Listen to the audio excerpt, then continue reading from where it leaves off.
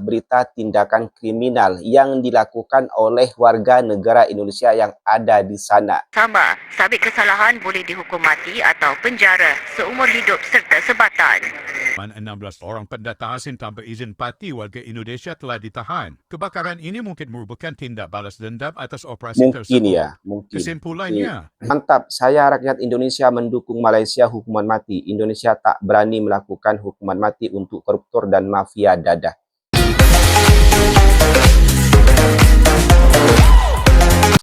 Hai, Assalamualaikum warahmatullahi wabarakatuh. Welcome back to my channel. Jumpa lagi dengan saya, Mr. Bas. Apa kabar Anda hari ini? Semoga dalam keadaan baik-baik saja, sehat walafiat, dan dimurahkan rizkinya. Amin ya rabbal alamin.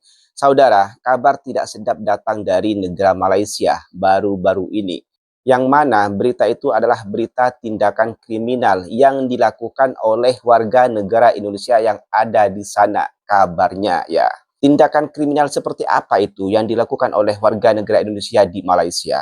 Oke, yang pertama, berita itu datang dari Buletin TV 9 yang bertajuk "Dua lelaki dihukum mati sorok dadah di seluar dalam." Ya. Kemudian, berita datang dari channel yang bernama Bigfoot Malaya. Sebab balas dendam, kendaraan imigresen dibakar selepas operasi tangkap pati.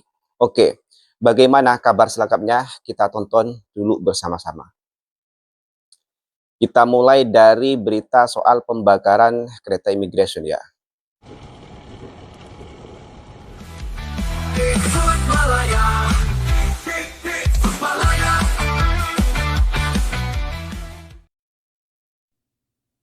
pada 23 Oktober 2024, sekitar jam 4.16 pagi, sebuah insiden khianat berlaku di Pejabat Imigresen Jalan Pending, Pohmi Park, Kuching, di mana sebuah kenderaan rasmi Ini di Sabah ya? Sabah, Sarawak.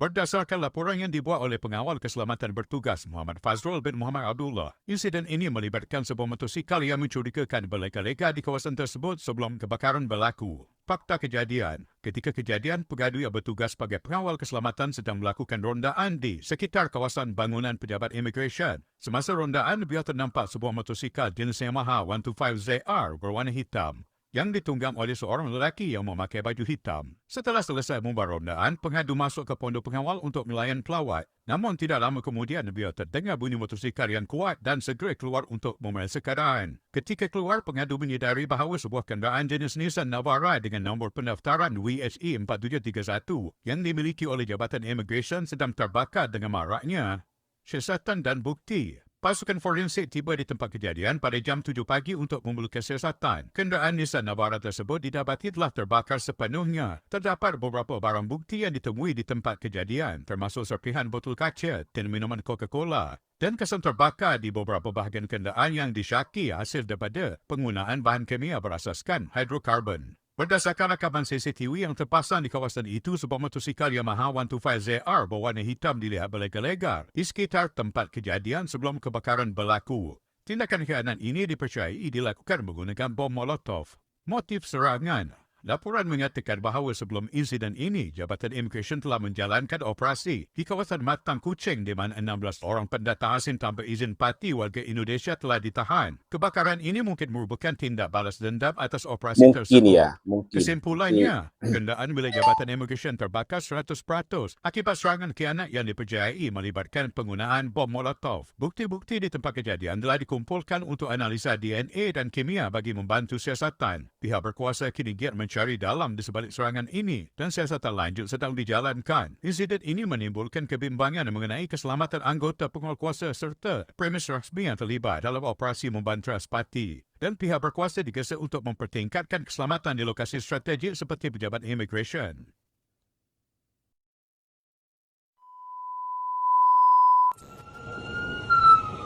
Terbakar semua ya. Terbakar di bagian sebelah kiri.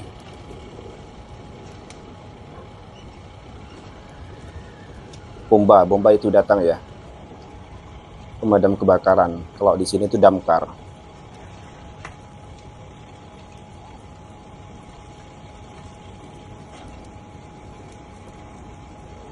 Ini tidak kelihatan ada orang di sekitar atau semacam orang-orang imigresen di sekelilingnya. Itu nampak kereta itu sendirian saja ya.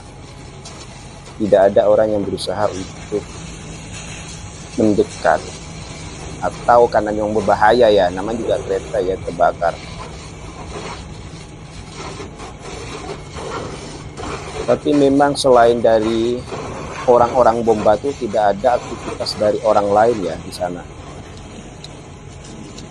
Tidak kelihatan aktivitas nampak di situ. Oke. Oh, ada ya satu orang nampak di dalam tadi, di dalam pagar.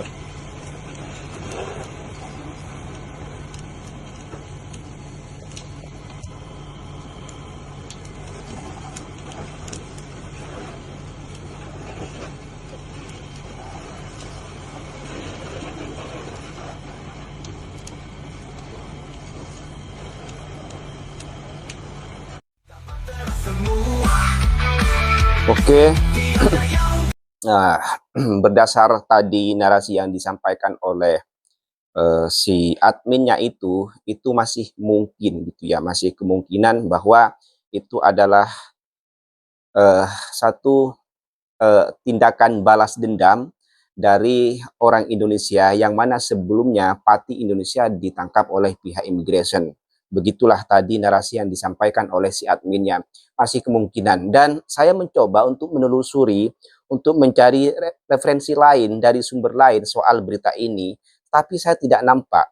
Saya tidak nampak berita itu tampil diberitakan oleh media-media besar seperti TV3, Bulletin, atau Astro Awani, intinya media-media besar di Malaysia. Saya belum nampak lagi berita ini dikeluarkan oleh media-media itu. Entah ini beneran kejadian baru-baru ini ataukah memang dari dulu-dulu sehingga beritanya sudah tenggelam di media-media Malaysia. Saya baru nampak saja di sini, di channel yang bernama Bigfoot Malaya nih. Kereta imigrasi, kendaraan imigrasi dibakar oleh warga asing, gitu ya, dibakar oleh pendatang asing. Seharusnya menjadi berita yang agak viral di Malaysia, tapi saya tidak nampak berita-berita ini dikeluarkan oleh media-media televisi, media-media besar di Malaysia. Ataukah memang karena masih dalam siasatan, berita ini belum di-up oleh media-media besar di Malaysia. Kita tunggu saja ya. Oke, selanjutnya kita tonton salah satu video berita tentang warga negara Indonesia yang mengedarkan dadah atau narkoba di Malaysia sehingga dihukum mati. Wow. Oke, kita tonton dulu saja videonya. Sorok dadah di seluar dalam, bengkung dan kasut. Helat tersebut bagaimanapun gagal apabila dua lelaki warga Indonesia berdepan hukuman mati selepas Mahkamah Majistret Tawau mendakwa kedua-duanya atas pertuduhan mengedar dadah. Tertuduh Amriadi 40 tahun dan Rudi Jalil 39 tahun didakwa secara berasingan di hadapan Majistret Dayang Aidaku Amira Aminuddin dan Majistret Don Siwan Malanjung. Tiada pengakuan direkodkan susulan kesalahan di bawah bidang kuasa Mahkamah Tinggi. Fakta kes menyebut Amriadi mengedar 1.5 kilogram metamfetamin di tempat pemeriksaan penumpang Terminal Feri Tawau 11 Oktober lalu. Rudi Jalil 39 tahun pula didakwa mengedar 269 gram dadah di balai berlepas terminal itu pada tarikh dan masa yang sama. Mereka didakwa mengikut Seksyen 39B kurungan 1 kurungan A Akta Dadah Berbahaya kurungan ADB 1952 dan boleh dihukum mengikut Seksyen 39B kurungan 2 Akta sama. Sabit kesalahan boleh dihukum mati atau penjara seumur hidup serta sebatan.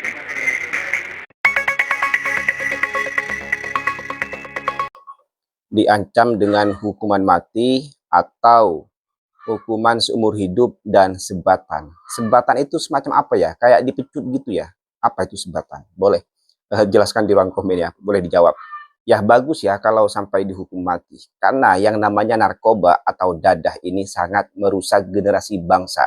Sekali katanya ya, sekali mencoba itu susah untuk meninggalkan kebiasaan memakai narkoba itu. Susah sekali. Kalau di Malaysia disebutnya dadah ya. Dan bagi pengedar narkoba ini memang patut untuk dihukum mati ya. Karena mereka lah yang menjadi agen-agen ya, meracuni generasi bangsa, merusak generasi bangsa.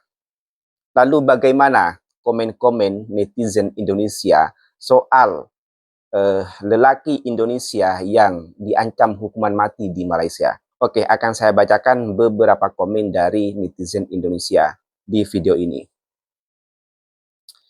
Mantap, saya orang Indonesia, saya sangat mendukung hukum negara Malaysia.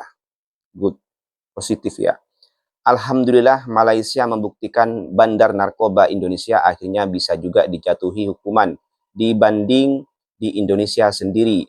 Menunggu sampai kiamat pun rasanya tidak mungkin kesampaian mendengar berita bandar narkoba bisa dihukum. Profesi yang seakan-akan diagung-agungkan bak dewa yang disembah di dalam komunitas masyarakat.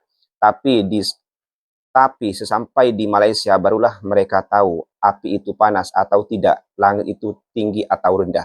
Ya, bagus juga nih. Memang betul di Indonesia itu susah untuk bandar narkoba atau pengedar narkoba itu dihukum yang setimpal. Ya, malah cenderung diamankan, malah cenderung diselamatkan. Ya, karena duitnya banyak tuh bandar narkoba tuh, untuk membungkam penegak hukum, untuk membeli hukum.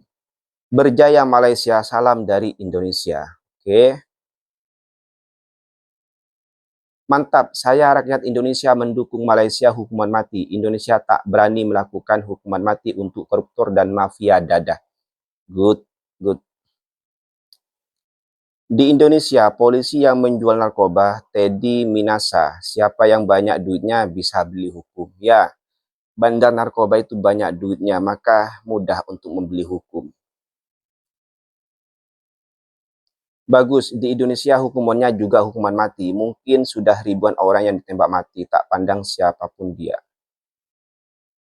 Oke, itulah komen-komen para netizen Indonesia soal kabar berita dua warga negara Indonesia yang menjadi pengedar atau bandar narkoba di Malaysia yang diancam hukuman mati. Dan warga negara Indonesia, netizen Indonesia sangat mendukung hukuman mati kepada orang-orang seperti ini, orang-orang perusak generasi bangsa ini. Baguslah kalau Malaysia menindak secara tegas, memberikan hukuman yang setimpal kepada mereka. Daripada di Indonesia kadang itu hukum bisa dibeli. Bandar narkoba itu banyak duit ya. Soal hukum itu bisa dibeli, bahkan bisa melindungi mereka. Aduh, negara Konoha. Oke, ini yang soal berita tentang warga negara Indonesia yang diancam hukuman mati karena mengedar narkoba, mengedar dadah di Malaysia. Karena mengedarkan dadah di Malaysia. Dan yang tadi, kabar yang pertama itu soal pembakaran kendaraan imigrasi oleh warga negara Indonesia itu belum lagi terkonfirmasi bagi saya. Karena sekali lagi setelah saya mencari sumber dari yang lain, mencari referensi yang lain, belum lagi saya nampak berita itu di-up oleh media-media besar di Malaysia. Saya tidak tahu kenapa, apakah video ini adalah video yang lalu-lalu ataukah video betul-betul video yang terbaru. Insiden ini betul-betul terjadi baru-baru ini ya, pembakaran kendaraan imigrasi ini betul-betul terjadi baru-baru ini dan dibakar oleh orang yang tidak dikenal. Tadi kalau menurut video itu, menurut narator video itu adalah kemungkinan dibakar oleh orang yang balas dendam karena sebelumnya pihak imigrasi ini menangkap Pati sebanyak 16 di mana tadi itu, di Sabah atau di Kuching gitu ya. Itu masih dalam kemungkinan dan saya kalau memang betul itu kejadiannya baru-baru ini, pertanyaannya kenapa itu tidak di-up, itu tidak keluar di media-media besar di Malaysia. Apakah ini masih dalam siasatan pihak kepolisian sehingga belum lagi dikabarkan secara umum di media-media besar Malaysia. Karena ini kejadiannya tadi 23 Oktober, sekarang saya membuat video ini 27 Oktober, 4 hari yang lalu. Seharusnya siasatan sudah ada hasilnya ya. Dan entah, saya tidak tahu nih kenapa media-media besar Malaysia tidak memberitakan ini. Karena seharusnya ini menjadi berita yang agak trending di Malaysia seharusnya. Bayangkan, kendaraan imigrasi dibakar oleh warga asing. Begitu tadi kan narasinya. Seharusnya menjadi trending di Malaysia.